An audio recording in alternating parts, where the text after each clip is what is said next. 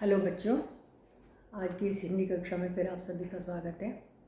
इससे पहले हमने वासुदेव शरण अग्रवाल का राष्ट्र का स्वरूप पाठ पढ़ा था गद्य खंड में। उसी क्रम में हम आगे हजारी प्रसाद द्विवेदी का पढ़ेंगे अशोक के फूल। एक इसके संक्षेप में जीवनी आप देख लेंगे, फिर उसके बाद में जो पाठ की शुरुआत करेंगे। लेखक परिचय इसका है, नाम है डॉक्टर हजारी प्रसाद द्विवेदी, पिता का नाम है अनमोल द्विवेदी, जन्म है सन 1907 ईस्वी में और जन्म स्थान है दुबे का छपरा, जिला बलिया, उत्तर प्रदेश में। शिक्षा है काशी हिंदू विश्वविद्यालय से आचार्य की उपाधि। लेखन विधा है आलोचना, निबंध और उपन्यास।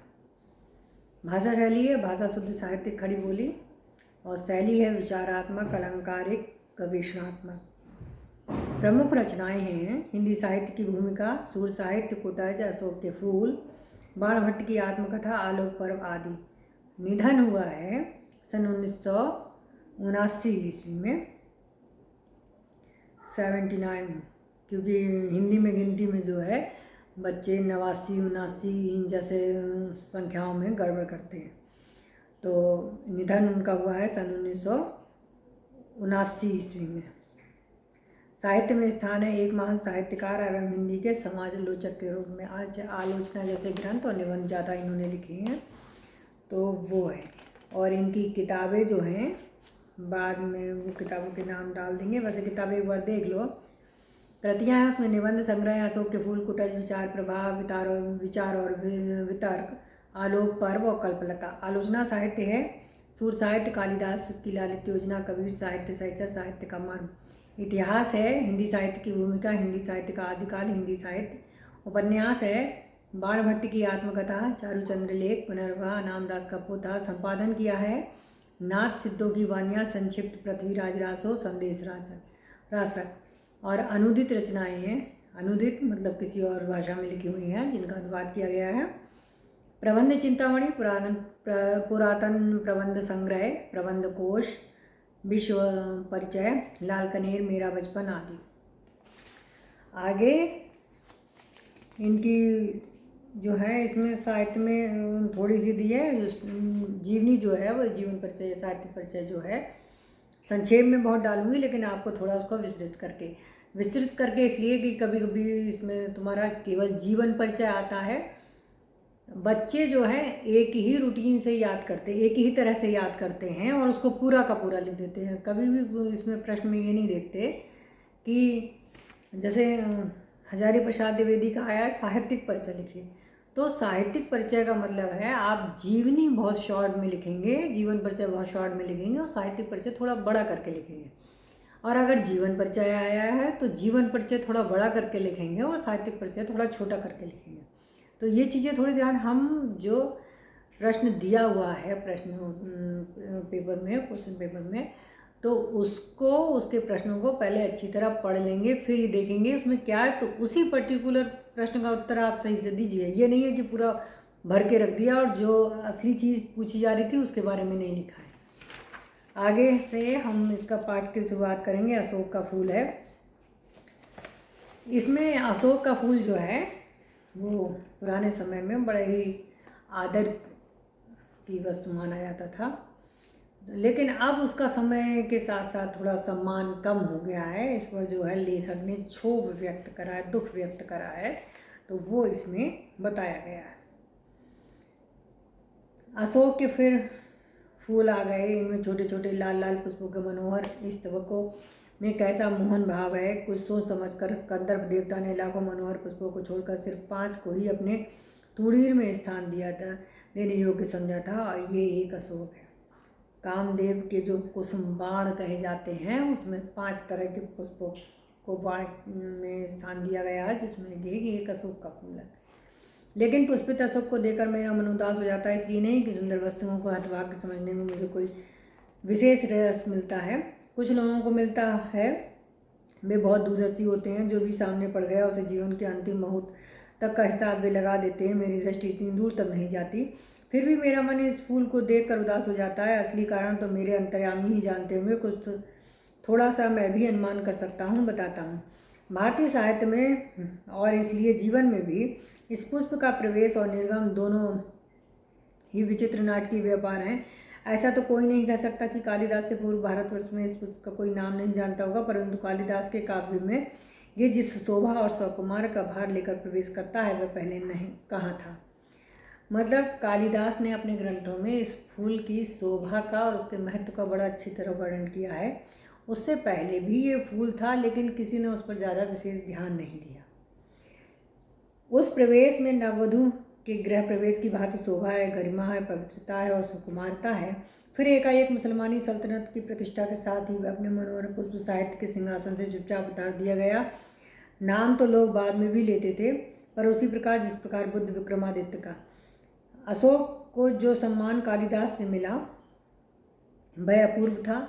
सुंदरियों के आसिंजनकारी नूपुर वाले चरणों में मृदु आघात से वह फूलता था, कोमल कपोलों पर कर्णावंतस के रूप में झूलता था और चंचल नील अलकों की अचंचल शोभा को सौगुना बढ़ा देता था। वह महादेव के मन में क्षोभ पैदा करता था, मर्यादा पुरुषोत्तम के चित्त में सीता का भ्रम पैदा करता था और मनोजन्मा देवता के एक इशारे पर कंधे पर से ही फूट उठता था।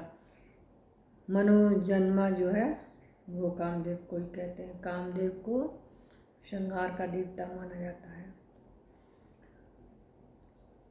दर्शकों को अभिभूत करके खप से निकल जाता था। अशोक, एक लाइन छूट गई, इसको देख लो। अशोक किसी कुशल अभिनेता के समान झम से रंगमंच पर आता था और दर्शकों को अभिभूत करके खप से निकल जाता था। ऐसा क्यों हुआ? कंदर्प देवता के अन्य बाणों की कदर तो आज भी कवियों की दुनिया में जो कि तो है। अरविंद को किसने बुलाया, आम कहाँ छोड़ा गया और नीलोत्पल की माया को कौन काट सका।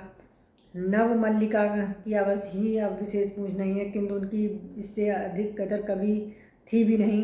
बुलाया गया है अशोक, मेरा मन उमड़ घुमड़ कर भारतीय रस साधना के पिछले हजारों वर्षों पर बरस जाना चाहता है। क्या ये मनोहर पुष्प बुलाने की चीज़ है? सहजता क्या लुप्त हो गई है? कविता क्या सो गई है? ना, मेरा मन और सब मानने को तैयार नहीं है। जले पर नमक तो यह है कि तरंगायित पत्र वाले निफूले पेड़ को सारे उत्तर भारत में अशोक कहा जाने लगा, याद भी किया तो अपमान करके। अब क्या है, उस फूल वाले वृक्ष को, अशोक को हम लोग कम देखते हैं, लेकिन जो अब सामान्यतः पार्क में या सड़क के आसपास लगे होते हैं या गलियों में लगे होते हैं जिन पर कोई फूल वगैरह नहीं आता, उसको अशोक का नाम से उसको पेड़ को जाना जाता है। तो ये है कि उसको एक अपमान करने वाली बात है कि जो पहले फूल वाला पेड़ रहता है उसकी जगह हम एक साधारण से पेड़ को जो है वो अशोक का नाम देते हैं। लेकिन मेरे मानने न मानने से क्या होता है, ईस्वी सन के आरंभ के आसपास अशोक का शानदार भारतीय पुष्प धर्म, साहित्य और शिल्प में अद्भुत महिमा के साथ आया था। उसी समय शताब्दियों के परिचित यक्षों और गंधर्वों के भारतीय धर्म साधना को एकदम नवीन रूप में बदल दिया था। पंडितों ने शायद ठीक ही सुझाया है कि गंधर्व और कंदर्प वस्तुतः एक ही शब्द के भिन्न भिन्न उच्चारण हैं।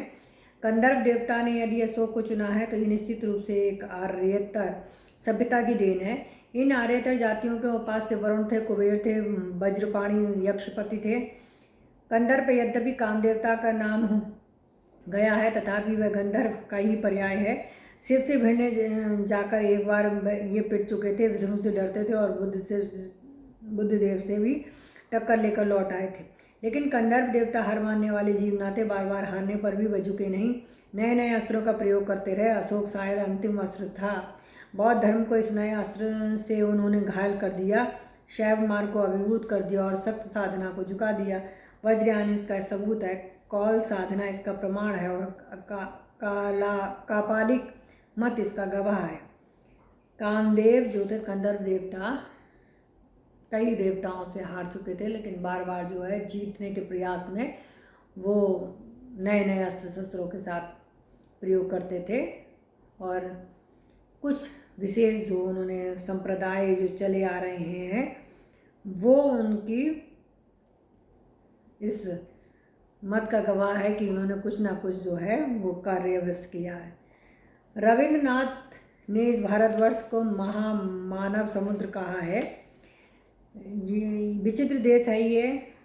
वह असुर आए, आर्य आए, शक आए, हूड़ आए, नाग आए, यक्ष आए, गंधर्व आए, ना जाने कितने मानव जातियाँ यहाँ आईं और आज के भारतवर्ष को बनाने में अपना हाथ लगा गई। जिसे हम हिंदू रीति नीति कहते हैं, वह अनेक आर्य और आर्यतर उपादानों का अद्भुत मिश्रण है। एक एक पक्षी न जाने कितनी स्मृतियों भार लेकर हमारे सामने उपस्थित हैं। अशोक की भी अपनी स्मृति परंपराएं, आम की भी है, बकुल की भी है, चंपे की भी है। सब क्या हमें मालूम, जितना मालूम है उसी का अर्थ क्या स्पष्ट हो सका है। न जाने किस बुरे मुहूर्त में मनोजन्मा देवता ने शिव पर बाण फेंका, शरीर जलकर राख हो गया और वामन पुराण अष्टाध्याय की गवाही पर हमें मालूम है कि उसका रत्नमय धनुष टूटकर खंड खंड को धरती पर गिर गया। जहाँ मूठ थी वह स्थान रुक्म मणि से बना था, वह टूटकर धरती पर गिरा और चंपे का फूल बन गया। हीरे का बना हुआ जो नाहा स्थान था वह टूटकर गिरा और मौलश्री के मनोहर पुष्पों में बदल गया। अच्छा ही हुआ, इंद्रनील मणियों से बना हुआ कोटि देश भी टूट गया और सुंदर पाटल पुष्पों में परिवर्तित हो गया। ये भी बुरा नहीं हुआ, लेकिन सबसे सुंदर बात यही हुई कि चंद्रकांत मणियों का बना हुआ मध्य देश टूटकर चमेली बन गया और विद्रुम की बनी निम्नतर कोटि बेला बन गई। स्वर्ग को जीतने वाला कठोर धनुष जो धरती पर गिरा तो कोमल फूलों में बदल गया। स्वर्गीय वस्तुएं धरती से मिले बिना मनोहर नहीं होती। अब आगे है कि काम देवता ने एक बार जो शिव पर आक्रमण किया होगा, तो जो भी उन्होंने वहाँ से बाण, धनुष बाण